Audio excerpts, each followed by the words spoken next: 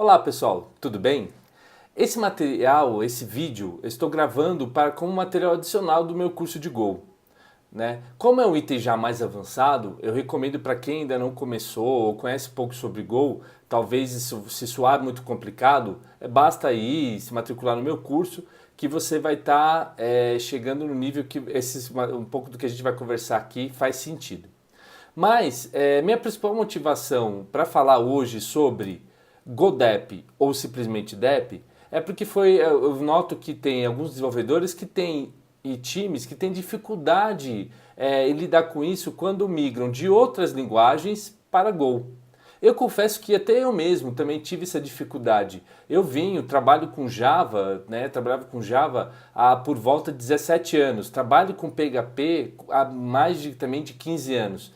Então algumas coisas do Go, como essa parte do vendor, também me gerava muita confusão. Mas depois de aprender o porquê dele e da forma correta de trabalhar com ele, trabalhar bem com componentes e saber gerenciar bem as libs internas das minhas aplicações, né, que as aplicações que eu uso no meu dia a dia com os meus chatbots, eu verifiquei que ele, na verdade, é uma ferramenta muito poderosa e que, no fundo, me traz algumas coisas que em outras linguagens, alguns recursos que eu não tenho. Então isso, na verdade, em vez de ele ser um problema, pelo contrário, ele é algo que vai te ajudar muito. Mas, como diz o nosso amigo Linus, né, vamos show me the code, porque não adianta só também eu reclamar e eu não mostrar, né, alguns problemas, por que você tem algum problema ou qual que é a sua dificuldade. O interessante é compartilhar código e também a solução. Então, se você for em github.com/jeffprestes e você vai ver os 5 projetos vendor, calc, vendor errado A, vendor errado B, vendor certo A e vendor certo C. E aí você vai ver com o código, a gente falando aqui no vídeo, as maneiras, algumas coisas boas e as coisas, um jeito que não são recomendados, né, que eu ao menos, né, não recomendo você trabalhar com vendor. Então, vamos lá. Eu quero compartilhar com vocês dicas da melhor maneira de você evitar problemas com o vendor, tá ok? Né? E como fazer ele ser seu aliado. Regra número 1. Nunca importe funções, né, utilitários de outros aplicativos em Go que tenham main, né? Ou seja, que seja um aplicativo mesmo, que ele seja executado. Quando acontecer isso, crie libs independentes. Então eu vou mostrar para você aqui uma forma do que não fazer. Abrindo aqui o code, vou abrir aqui o projeto errado A.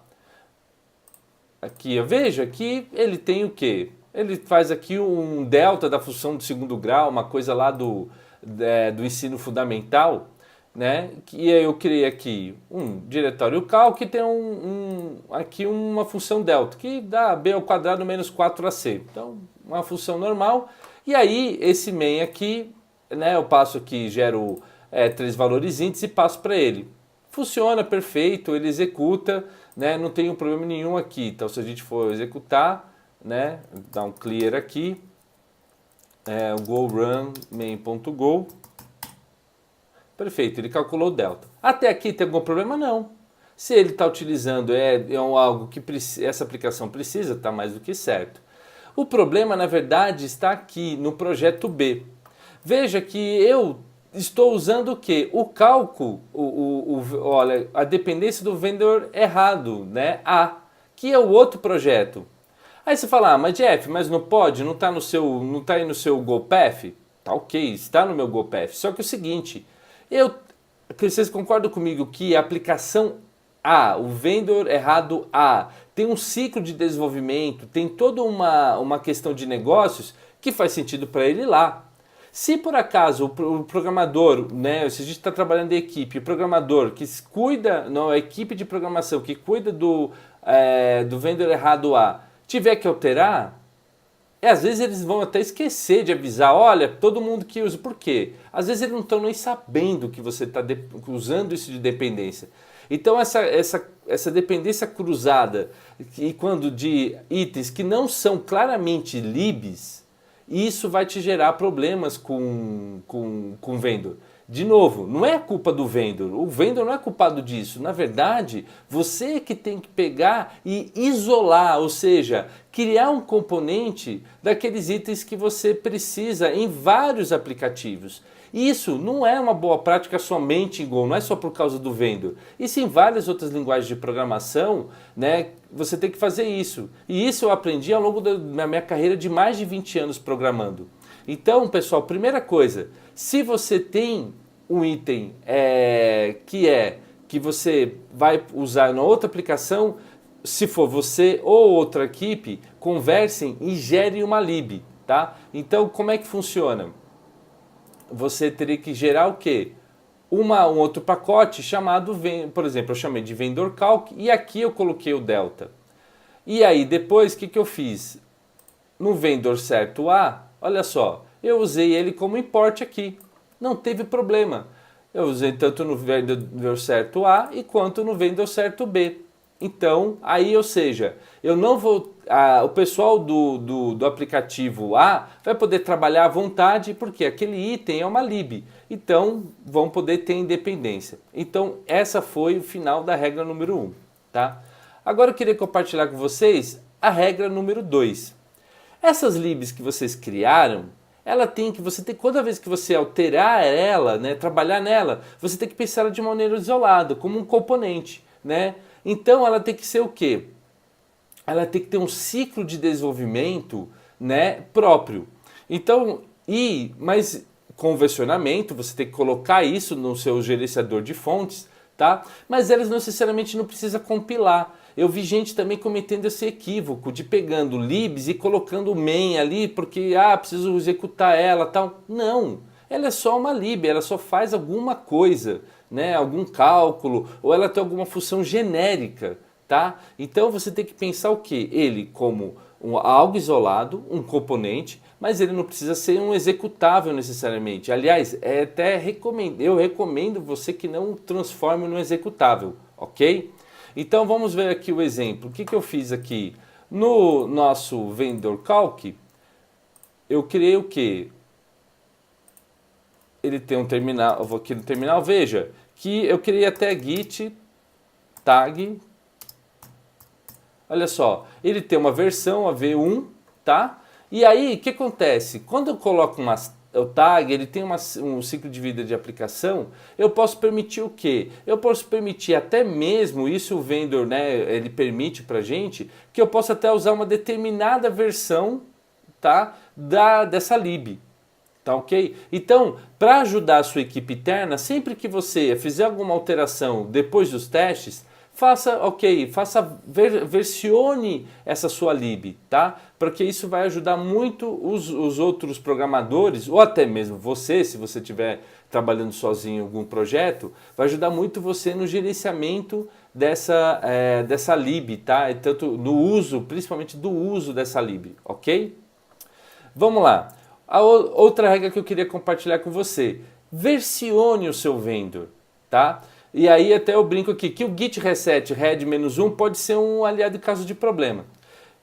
O que acontecia comigo? Eu já trabalhei, por exemplo, em um banco, né? E aí quando acontece o quê? Quando você tem algum problema em produção, você tem que ir lá no meio da madrugada e tem que resolver aquilo. E eu já tive muitos problemas porque como eu não tinha o fonte de códigos de terceiro, tá? O que acontecia comigo? Eu tinha e às vezes eu não estava com a minha máquina, eu estava num ambiente de servidor, eu tinha problemas, tá? Eu vivi isso com relação já, por exemplo, com Java.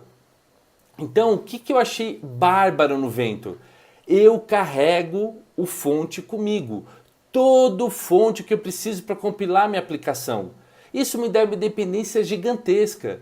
Se você parar bem para pensar, você como gerente, por exemplo, se você pensar no nível de gerência de TI, se você pensar mais longe na sua aplicação, não só no seu dia a dia de programação ali, você vai pensar a segurança que isso te dá. Porque quem já não viveu, assim, quem tem mais de 10 anos ou trabalhou já em empresas grandes, viveu a situação, olha, a gente não pode alterar isso porque nós não temos o fonte.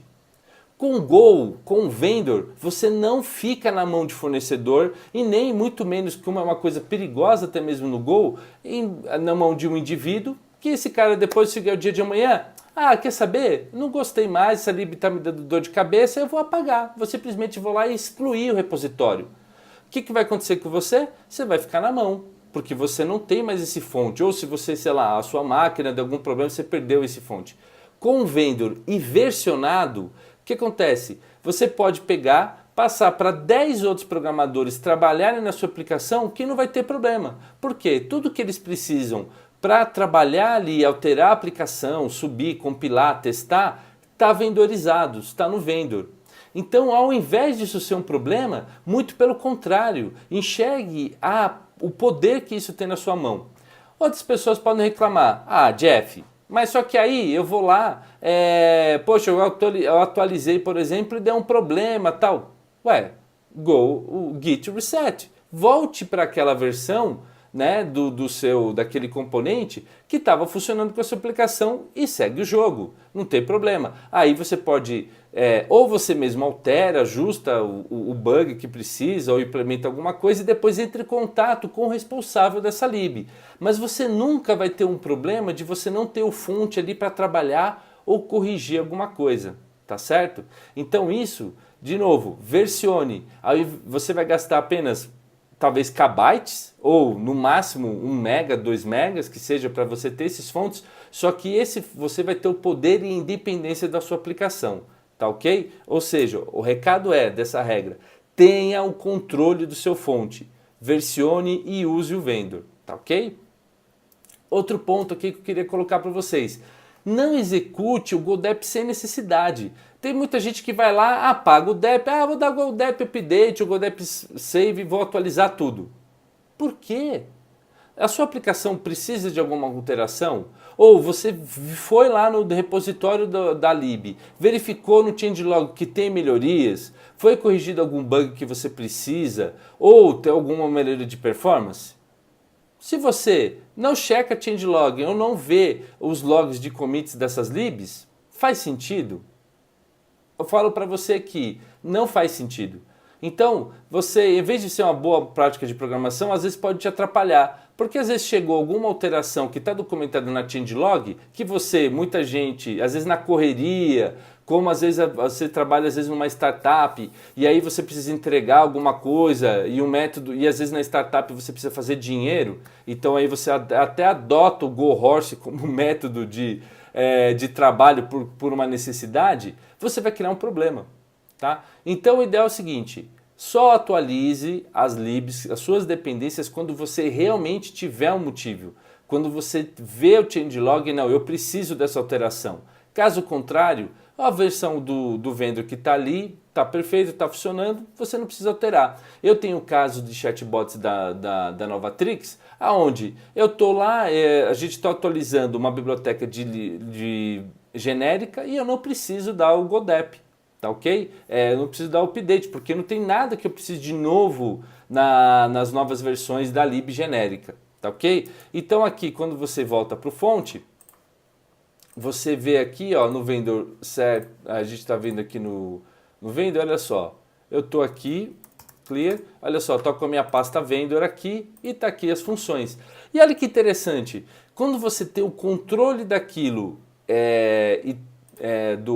desse fonte, eu posso até mesmo autorizar aqui o vendor call, que eu poderia cometer um erro aqui, né? Salvei, poderia subir isso, mas isso não vai afetar o que? A minha aplicação, que é o vendor certo B, tá? Então, o que? Porque eu não executei o changelog, eu não tinha um motivo, então eu não vou ser afetado.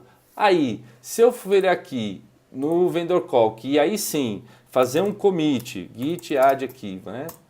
E git commit -m. Mudei a fórmula de cálculo